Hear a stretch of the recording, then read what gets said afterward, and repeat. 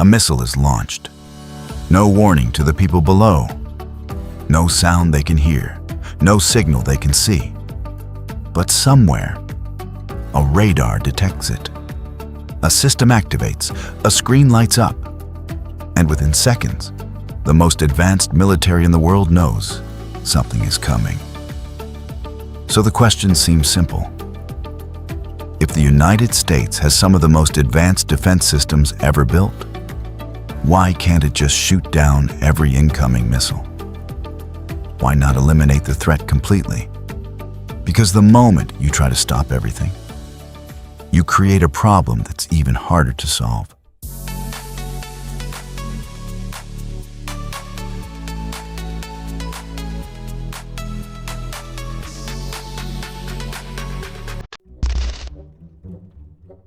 Chapter 1. The setup. On the surface, missile defense sounds straightforward. Detect the launch, track the missile, intercept it before it hits. 3 steps, that's it. And the United States has systems built for exactly this. Radars that can see thousands of miles away. Satellites that detect launches within seconds. Interceptor missiles designed to destroy targets mid-air. Some systems strike in space. Others operate in the upper atmosphere. And some defend closer to the ground. Layered defense. Multiple chances to stop a single threat. So in theory, this should work. If you can see the missile, track it, and intercept it. Why wouldn't you be able to stop all of them? Because real-world conditions don't follow simple sequences. Chapter 2. The problem. Missiles don't arrive one at a time. They can be launched in groups, from different locations, at different speeds. Some travel high, some stay low, and some don't follow predictable paths at all. Now imagine this. Instead of one incoming missile, there are 10 or 20 or more. Each one needs to be tracked. Each one needs a decision. Each one needs an interceptor. And every second matters. Because these systems are not just reacting.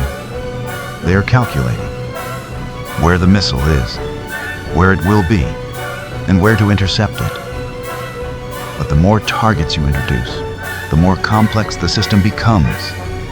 Because now it's not just defense, it's prioritization. Which threat do you stop first? Which one is real? And which one is something else entirely? Chapter 3. The limitation. Because not every missile is what it seems. Some are real warheads. Others are decoys. Objects designed to look identical on radar, moving at similar speeds, following similar paths. From a distance, they are almost impossible to distinguish. And here's the problem. Defense systems don't get to guess.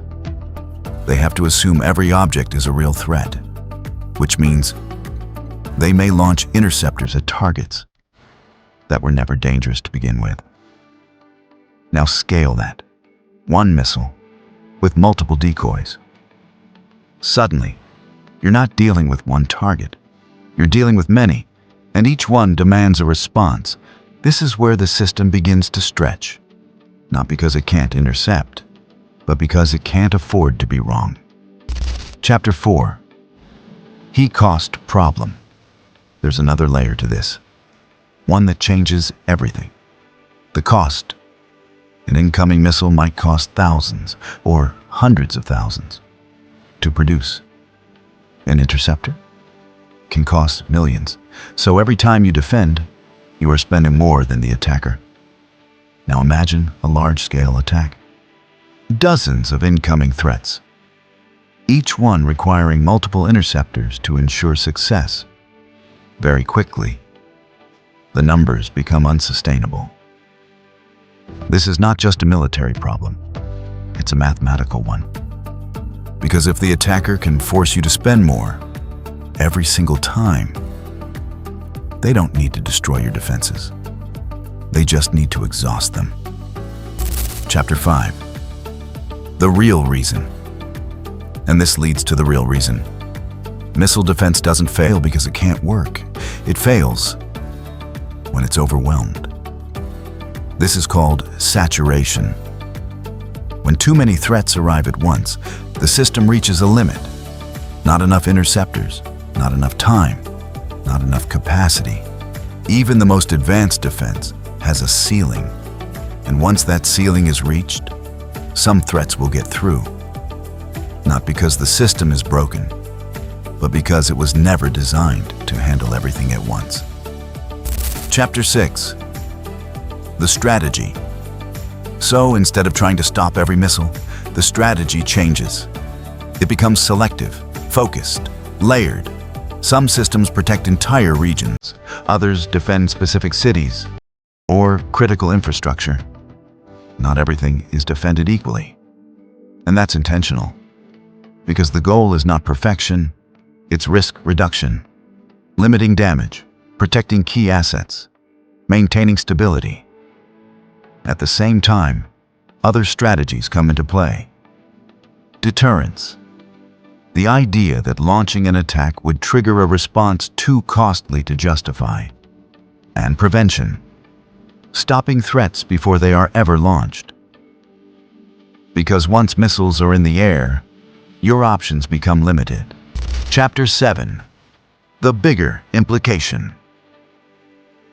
This reveals something deeper about modern warfare. Defense is not about creating a perfect shield, because a perfect shield doesn't exist. No system can guarantee 100% protection, not against speed, not against numbers, not against unpredictability. Instead, modern defense is about balance, managing risk, reducing vulnerability, and making attacks less effective without trying to eliminate them entirely. Because the moment you try to stop everything, you create a system that can be overwhelmed. Chapter 8. Ending. So the next time you hear about missile defense and wonder why it can't stop every threat, remember this. It's not a failure of technology. It's the reality of scale, speed, and strategy.